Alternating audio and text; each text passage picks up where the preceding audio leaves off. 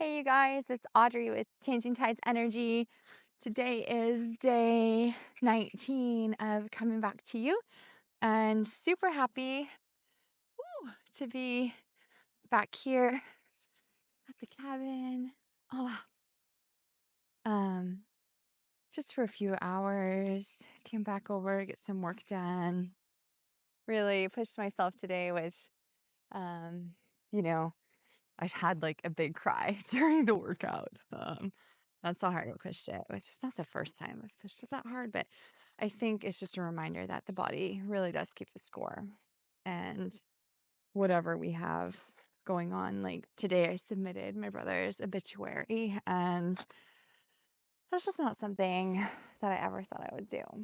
So it's just like kind of uncomfortable and sad and just all sorts of feelings. So anyway, it's just energy and move through it and yeah, honor it. It's so pretty out. It's raining, but it's like it's not that rainy. It's not like a heavy rain, so I'm not wearing my rain jacket. I was gonna go for a forest walk because of the rain, but it's really just drizzling and this looks pretty up here. So I'm gonna go check it out. I want to be by the water. After my workout, I went and jumped in the ocean, which is still very cold, but I do that most days. And then took a nice hot outdoor shower, and here I am chatting with you. One of the things that just really feeling has just come in really strongly since my brother's passing, and then also just like rewiring old storylines that I myself have had. If I seem distracted, this is why.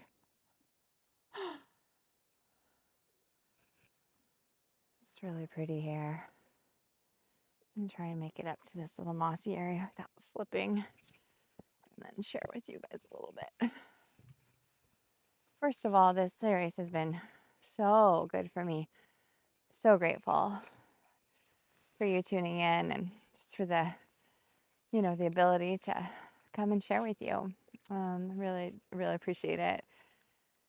And today, so my brother died by suicide, January 31st of this year, as I've shared before in this series. But I have talked to a lot of people about his death or about him or just in general. Talked to a lot of people since his death. And it's just really, everybody's so shocked because a lot of people never knew he had a bad day. A lot of people never knew that he struggled at all. And just like very outgoing, very, happy, that sort of thing. Obviously suffered with depression. And because a lot of people didn't know, I know there have been many, including myself, that wondered, like, should I have known? Should I have done something? Is this my fault? How, you know, especially my family, like we've known him our whole lives. And it's like, what did we miss, And anyway, the reminder for me, the reminder in these conversations, this is kind of fun. Just crawling through. There's a trail right up there, but for some reason I'm crawling down here. I think because I just want to be by the water. Oh, it's beautiful. Oh my God. These these trees are like, if I were to be down there on the beach right now looking up, you'd see their roots exposed under the rock. Everything just kind of hangs here on the cliffs at the ocean's edge until a storm comes or they, get enough weight from water or something, and eventually they fall in the water. Not all of them, but eventually they do. So the cliffs are always like eroding a little bit, obviously very slowly. Likely not going to happen while I'm standing on it. But anyhow, I I just so strongly believe in the last conversation I had with my brother 10 days before he died by suicide, I knew he was really struggling, and he got really mad at me for talking to him about it. And it was hard because I wanted to, push and pry my way in, but I also didn't want to push him away. And I didn't spend very much time taking responsibility for that, or feeling guilty about it, because for one, we can't make ourselves responsible for other people's actions. That's not real. That's an illusion. And also, we are all on our journey, and he's in his journey, his spiritual, soulful journey. And no matter what anybody did or didn't do or said or didn't say, it doesn't change our soul's journey. Each encounter and experience that we have in life, they become distorted in weight. They become magnified in power, when the only thing that's happening is we're putting attention on this illusion, or we're focusing on something that isn't real. Those feelings, they are not facts. And when we put our attention or our mind or our intention towards them, they become real. And I don't know, I don't want that. I don't want to live in that. So, and I also just know and trust that we are all on our journey, and our opportunity is simply to keep to mind our own experiences and to keep our side of the street clean. Okay, isn't this pretty? It's little mossy forest walk here, but I want to show you something else. I love this piece of wood. You can see the ingrains in there. I forget what does that. Oh my gosh. It's not the beetles. I think it's not worms. I don't actually know. That's embarrassing and kind of funny. But I love it. I actually thought about taking that piece and turning it into a necklace holder, earring holder, something like that. It's really beautiful. Anyway, so just to free yourself, we are not that powerful to change somebody else's entire experience of life. We may show up in those moments of where they're ready and we're ready and everything aligns. Yeah, when we're in the flow, living in alignment with our truth, and not out of fear, not out of obligation, not out of people pleasing, when we're in the flow, then oftentimes we do show up in meaningful ways. But it's not us showing up. It's just the collective energy and source just expansion through the connection and the oneness that we all are. So I just say no credit to be taken personally for positive impacts on other people's lives, and no credit taken for the negative.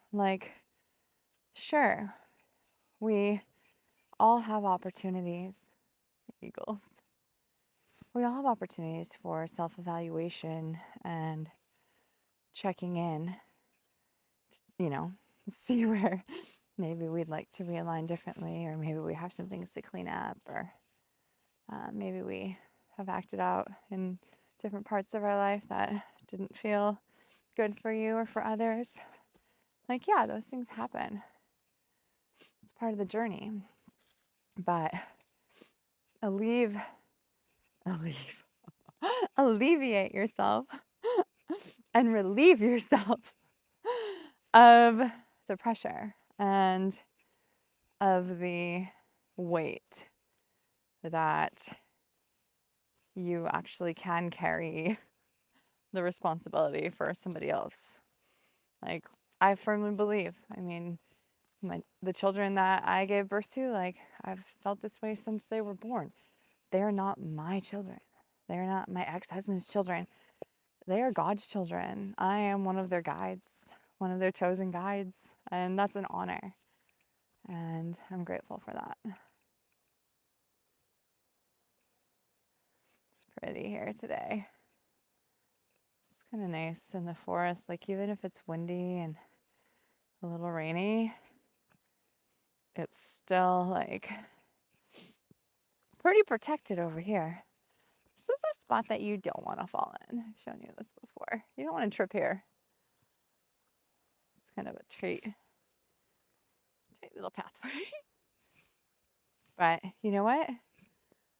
Once upon a time, looks like there was a tree right here.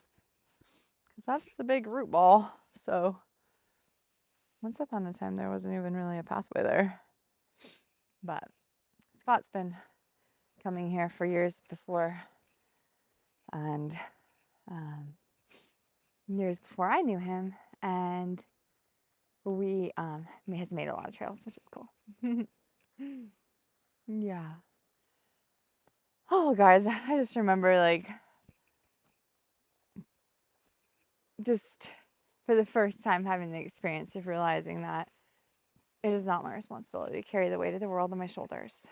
And when we surrender to that and then align with our own true nature, our own true inspiration, the things that we enjoy, the things that we love, the things that bring us energy, the things that feel good in our soul, the things that we don't do out of fear, that we don't do out of ego, that we don't do out of, type people pleasing or anything like that. Like, we don't do out of illusion. The areas that we act in genuine nature in our lives, those are opportunities. When you live in that way, that's an opportunity to just experience that peace and that freedom no matter what happens. And even when your little brother takes his own life. And I'm so grateful. I'm so grateful for the healing work and the evolution that has happened over the years for me. I feel divinely supported and 100% prepared to be in this state and space in life. And things are shifting and things are changing collectively. And it's our opportunity to lean in and expand. And we can do that. We don't have to dissolve and devolve. We can lean in, we can expand, and just really be present for whatever experiences are coming. Because the experiences that come, they're there to help us reach our soul peace and alignment. They're there to help us cleanse our karmic cycles and journey. There is no right, there is no wrong. There's only misalignment. You'll know if you're misaligned. You can snap out of it at any time. You don't have to stay misaligned. It is hard if you've been doing that for decades. It can be kind of messy trying to realign, but just start small. One simple thing. Appreciate you guys tuning in, and grateful to share day 19 coming back to you. Subscribe if you'd like to the playlist.